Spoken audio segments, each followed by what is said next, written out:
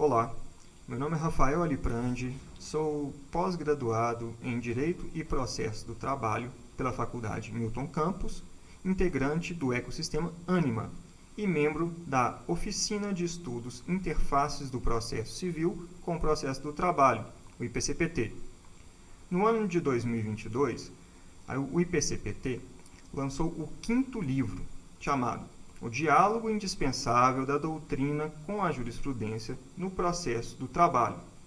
Nessa obra, diversos autores utilizaram julgados, sejam de tribunais regionais do trabalho, do TST e até mesmo do STF, para trazer o entendimento da doutrina e aspectos jurídicos relevantes, controversos a respeito.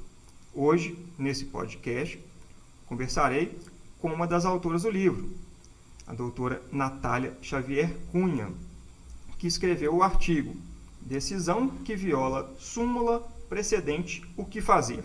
Uma análise sob o prisma da reclamação. Bom, antes de começar, Natália, você poderia se apresentar, por favor, para os nossos ouvintes? Claro, com certeza. Olá, Rafael. Olá a todos os nossos ouvintes. Meu nome é Natália Xavier, sou advogada, professora. Formei aqui na Faculdade Milton Campos, no ecossistema Ânima. Fiz mestrado, pós-graduação na área de Direito do Trabalho e Processo do Trabalho e hoje eu estou como presidente da Comissão de Direitos Sociais e Trabalhistas da OAB-MG.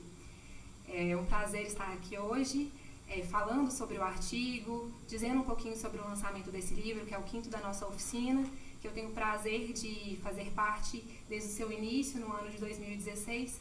Então, esse novo projeto de podcast é uma maneira da gente coroar, né, toda a nossa história. Então, muito obrigada pelo convite, estou à disposição aí. Bom, e a Natália ela foi uma das coordenadoras aqui do livro, né? Natália, eu sei que você é uma estudiosa do tema sistema de precedentes. Eu queria que você falasse um pouco desse tema à luz do seu artigo para a gente. Com certeza. O pessoal da oficina já sabe, né, que o tema uniformização uniformização de jurisprudência, assim como os precedentes vinculantes trazidos aí pelo CPC de 2015, institucionalizados, né, no nosso ordenamento jurídico, são objeto de constante estudo e sempre que eu posso eu faço algum recorte e tento encaixá-lo, né, no artigo que produzo na oficina. Eu acho que é uma maneira de contribuir com a coletividade e levar um pouquinho de conhecimento, né? Mas no caso específico, a análise do meu artigo ela partiu de um julgado do Pleno do TST, datado de dezembro de 2020, que entendeu não ser cabível a reclamação em face de uma decisão de um tribunal regional que violou uma súmula do TST. Então, a partir dessa decisão, a gente partiu para duas importantes análises. A primeira, sobre a reflexão, né, sobre a observância obrigatória das súmulas e dos precedentes vinculantes pelos juízes e pelos tribunais. E, sobre um segundo aspecto, o cabimento efetivo, né, da reclamação em face da inobservância desses precedentes e também das súmulas. De um modo geral, né, assim, como você queria saber do contexto dos precedentes, até foi a introdução do meu artigo, eu aproveito, né, para deixar claro que a segurança jurídica e a isonomia, né, princípios constitucionalmente assegurados, eles devem ser resguardados notadamente no nosso sistema jurídico, né, no qual a interpretação das normas, elas, infelizmente, né, e felizmente, depende do ângulo que a gente vai analisar, elas ensejam, né, divergência de posicionamentos e, consequentemente, decisões opostas para um mesmo caso, né? Quantas vezes a gente já não viu dois clientes nossos com situações idênticas, se caem numa turma, se caem em outra, né? Um mesmo contexto, vigendo as mesmas regras e normas, ter conclusões discrepantes, né? Eu sempre sustento que por um tempo, né, essa divergência ela é relevante, ela é importante para que os argumentos, as teses jurídicas, elas sejam fomentadas e amadurecidas. Mas depois de um certo momento a gente precisa uniformizar justamente para assegurar essa garantia da segurança jurídica, a isonomia e a preservação desses princípios constitucionais. É justamente nessa perspectiva que vem a necessidade de se uniformizar a jurisprudência e consolidar um sistema de precedentes vinculantes no país. Ótimo. Natália, eu vi também no seu artigo, você fala muito da ratio decidendi, né? Você poderia explicar um pouco para a gente? Com certeza. Nessa perspectiva, né, que eu já havia dito, de que o nosso ordenamento ele determina que os tribunais eles devem uniformizar a jurisprudência, e isso foi efetivamente positivado no CPC de 2015, por meio do artigo 926, que ele fala, né, que os juízes, os tribunais observarão, utilizam até, né, essa expressão, a observância dessas premissas é que vai propiciar, né, o tratamento isonômico dos jurisdicionados. Não, ótimo, ótimo. Mas você poderia conceituar para a gente, né? Porque aqui nós vamos passar até para a faculdade toda, né?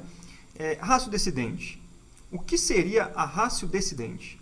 Então, eu me embolei aqui na hora que eu fui falar, vocês me desculpem, mas, bom, o que eu queria dizer é que, por muito tempo, né, antes da instituição do sistema de precedentes vinculantes, efetivamente, no nosso país, a gente estava muito acostumado, por exemplo, com súmulas, que eram enunciados genéricos, muitas vezes firmados de maneira abstrata, sem se preocupar com um caso concreto, com uma análise detida de uma situação. O sistema de precedentes vinculantes, ele altera um pouco essa perspectiva, porque a partir de agora, a decisão que vai ser firmada, e essa decisão que vai servir como precedente, né, para as futuras decisões semelhantes àquele caso, ela passa a observar não aquela frase, né, não aquele dispositivo que foi fixado, e sim o que a gente chama de ratio decidente, que nada mais é do que a razão de decidir, os fundamentos determinantes daquela decisão. Então, a partir de agora, ainda que se fixem teses, né, que são atalhos para a gente saber do que se trata aquele tema, não é aquela tese, não é aquele verbete efetivamente que vai vincular. Então, é importante que em novas decisões, quando a gente vai voltar nos precedentes para que a decisão futura, né, caminhe na mesma lógica do precedente vinculante, é necessário que a gente volte naquelas razões, porque elas efetivamente é que vão vincular os julgados daqui para frente. Ótimo, ficou muito claro, Natália. Deixa eu te perguntar uma coisa também. E afinal, esses precedentes, eles são obrigatórios e devem ser observados? Bom, como eu disse, né, no caput do artigo 927 do CPC, utiliza-se a expressão observarão. Então, né, juízes e tribunais observarão as decisões e institutos elencados nos incisos. Então, esse 927 traz isso no caput e logo em seguida ele elenca quais então seriam os precedentes vinculantes. E aqui eu posso dizer para vocês que seriam as decisões proferidas pelo Supremo Tribunal Federal no controle concentrado de constitucionalidade, os enunciados de súmulas vinculantes, os acórdãos que são proferidos naqueles incidentes de assunção de competências, de recursos repetitivos, de resolução de demandas repetitivas, né, mais conhecidos como IAC, IRR, IRDR, mas também coloca como sendo precedente vinculante as súmulas dos tribunais superiores, as orientações dos plenários e órgãos especiais dos tribunais, bem como as decisões em sede de recurso extraordinário e repercussão geral. Então, nesse bolo, né, nesse conjunto de decisões e institutos que são considerados integrantes desse sistema de precedentes vinculantes, há muita divergência na jurisprudência e também, mais na doutrina do que na jurisprudência, especificamente, do que seria, quais desses institutos e decisões seriam efetivamente vinculantes. Então, eu sempre cito o César Pritt, que é um doutrinador que escreve muito, né, sobre o assunto, juiz também do trabalho. Ele fala que a gente poderia separar, né, esses precedentes como precedentes vinculantes ou em sentido estrito, considerando como sendo efetivamente vinculantes apenas as decisões proferidas pelo STF em controle de constitucionalidade, as súmulas vinculantes, os recursos extraordinários com repercussão geral e todos aqueles incidentes que eu disse anteriormente, o IAC, o IRR e o IRDR. E por que ele se separa dessa forma? Porque quando esses precedentes, né, eles são violados, ou seja, quando eles não são respeitados, existe uma medida repressiva, né, no nosso ordenamento jurídico, que é a reclamação. Por outro lado, súmulas, né, tais quais a gente conhece hoje, não existe, né, um remédio específico para o caso de sua violação ou sua inobservância pelos tribunais. A obrigatoriedade dessa súmula que é considerada precedente, ela é feita por meio de imposições sistêmicas. Então, ao longo do nosso CPC, tem vários dispositivos que, de certa forma, vão induzir o magistrado a observar, né, aquele entendimento simulado. Então, por exemplo, a gente tem aqui o 332 do CPC, que possibilita o indeferimento liminar dos pedidos que contrariarem enunciados de súmula. Ou, por exemplo, a incumbência de um relator negar provimento a um recurso que for manifestamente contrário ao entendimento simulado. Então, apesar de não existir a reclamação, né, como um remédio contra a violação ou a inobservância das súmulas, a gente tem gatilhos, né, e meios espalhados no nosso código que são capazes de induzir essa observância. Ótimo, ótimo. Isso me fez lembrar quando a gente estava debatendo o seu artigo lá no IPCPT sobre o tema reclamação. Você poderia diferenciar para os nossos ouvintes, para não gerar confusão, a reclamação da reclamação trabalhista, a natureza jurídica desse instituto? Claro, eu lembro muito de quando eu fui apresentar isso, considerando, né, que nossa oficina ela é muito heterogênea, né? Temos alunos, advogados, servidores, enfim, temos todo tipo de formação, né? Então, muitos alunos ouviram reclamação e falavam assim, como assim, né? Violou a súmula, eu vou ajuizar uma ação trabalhista, uma reclamação trabalhista? E aí eu lembro que a gente, né, voltou e foi necessário entender realmente a natureza e mostrar para os alunos que a reclamação ela não era um recurso, ela era uma ação, né, autônoma, então aí a natureza jurídica dela, mas que apesar do nome ser semelhante, não tem nada a ver com a reclamação trabalhista, né? E então, especificamente falando aqui da reclamação, eu posso dizer para vocês que ela tem uma previsão originalmente, né, na Constituição. Ela consiste num remédio processual que vai ser cabível em face dos tribunais superiores com a finalidade de preservar a sua competência e também a autoridade de sua decisão. Então, se alguma decisão não observar essa competência ou também for de encontro a alguma decisão, a reclamação será cabível. Então, aqui, para ficar mais claro, vou dar um exemplo. Se o TST, por exemplo, ele julga um processo e profere um acórdão que não respeita uma decisão vinculante do STF, então a gente pode ajuizar uma ação, né, uma reclamação, diretamente no STF, a fim de demonstrar, STF, olha, o TST não está respeitando a sua decisão vinculante. Então, o STF vai analisar essa situação e, se for o caso, ele vai mandar cassar a decisão do TST que está, né, que vai de encontro ao seu posicionamento, enfim. Então, acaba sendo esse remédio constitucional que não tem nada a ver com a reclamação trabalhista, que vai ali ajuizar uma ação para buscar, né, a tutela de direitos trabalhistas por si só, né? É uma questão mais jurídica, mais processual, que visa justamente isso, a manutenção da competência e do entendimento e decisões de determinado tribunal. Ótimo, mais uma vez ficou muito claro, igual lá no IPCPT mesmo, lembro que essa discussão que a gente teve lá, né, principalmente com os graduandos. Mas a pergunta que não quer calar. E aí, pode ou não pode ingressar com a reclamação contra decisão que viola súmula? Bom, eu acho que de certa maneira vocês já devem ter entendido que não, né? Mas eu vou explicar melhor. Apesar, né, da reclamação, como a gente disse agora, ela ter essa origem constitucional, o Código de Processo Civil de 2015, ele ampliou o cabimento da reclamação, né, e está lá no 988 do novo CPC, permitindo seu ajuizamento perante qualquer tribunal, inclusive o TST e demais tribunais regionais. E, além disso, o cabimento da reclamação nessas hipóteses também passou a abarcar todos aqueles precedentes, né, quase todos aqueles precedentes vinculantes que estão lá no 927. Então, a partir de agora, a reclamação também é possível quando, para preservar a competência do tribunal e garantir a autoridade de suas decisões, mas também aquelas decisões que desrespeitam os precedentes judiciais vinculantes, como aqueles firmados em sede de IRDR, IRR, IAC, e também, né, quando descumprida uma decisão proferida em sede de recurso extraordinário com repercussão geral.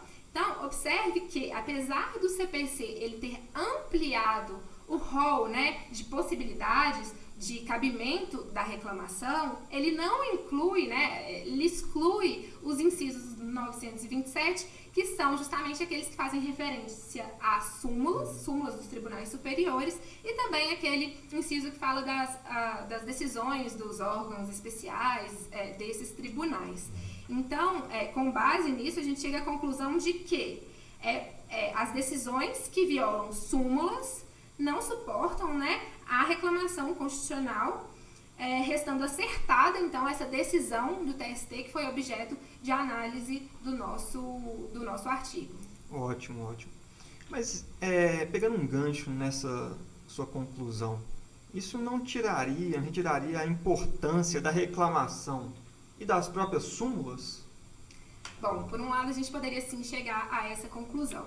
Mas eu digo para você que a gente está num sistema em transformação, né? Não é da noite para o dia que a gente insere uma nova sistemática no nosso ordenamento. Então, o sistema de precedentes vinculantes, ele é paulatinamente construído, ele não se originou, né, no CPC de 2015, ele foi efetivado, né, positivado em diversos aspectos, mas essa introdução, né, de conceitos do sistema do common law, seja norte-americano, seja britânico, ele vem, né, sendo inserido paulatinamente no nosso sistema, e a reclamação, ela se mostra, sim, como elemento importante, como um remédio para aquelas hipóteses que a lei hoje, né, determina como cabível. Então, se o IRR, IRDR, IAC, se o recurso extraordinário com repercussão geral, se as súmulas vinculantes, se as decisões em controle de constitucionalidade do STF, elas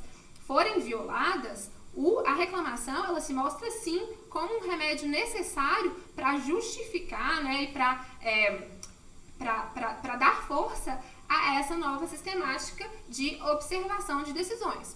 Por outro lado, o fato da súmula não estar inserida, né, nesse contexto, no sentido de não ser cabível uma reclamação, não a torna menos importante. Por um lado, porque existem, né, aqueles gatilhos sistêmicos, aquelas possibilidades que já induzem os juízes e tribunais a observarem o seu conteúdo. E, além disso, algo que eu coloquei no artigo, que eu acho que é uma reflexão talvez das mais importantes, porque às vezes a gente pensa, a gente sempre falou de uniformização de jurisprudência, súmula é uma coisa tão antiga, né? A gente já está acostumado a trabalhar com isso há tanto tempo, mas o pulo do gato, talvez, a virada, a quebra do paradigma, né, desse sistema de precedentes vinculantes, é porque as súmulas tais quais a gente conhece hoje, né, aquelas que foram criadas antes do CPC de 2015, elas não foram criadas na sistemática precedencialista. Então, muitas vezes, uma única decisão, a gente tem inúmeros casos de uma única decisão ter originado uma súmula. Então, ela é decidida de maneira abstrata, às vezes por uma votação de teses, sem, né, a ratio decidendi, sem análise, né, do caso concreto e os fundamentos determinantes que levaram à formação do convencimento em relação àquela circunstância específica. Então, as súmulas que a gente tem hoje, é difícil você falar assim, olha, elas são vinculantes, elas são precedentes, porque elas não estão preparadas, elas não foram construídas nessa perspectiva, nesse cenário.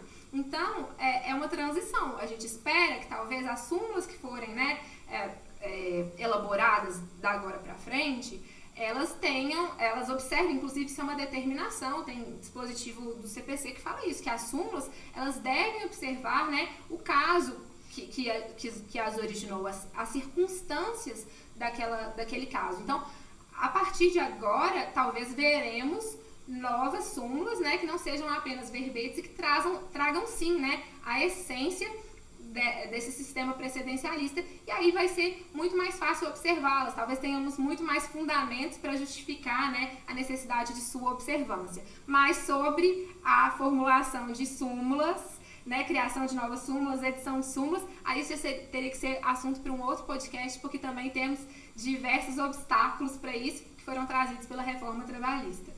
Mas fica para uma outra oportunidade. Muito esclarecedor. É sempre um prazer conversar com você, Natália. É um aprendizado, né, constante, principalmente sobre o tema dos precedentes. Mas estamos chegando ao final de mais um podcast. Gostaria de agradecer a presença da Natália. E lembrando que para quem quiser se aprofundar sobre o tema, todos os artigos do IPCPT estão disponíveis no livro O Diálogo Indispensável da Doutrina com a Jurisprudência no Processo do Trabalho, da editora Arraiz. Até a próxima, agradeço mais uma vez. Que isso, foi um prazer.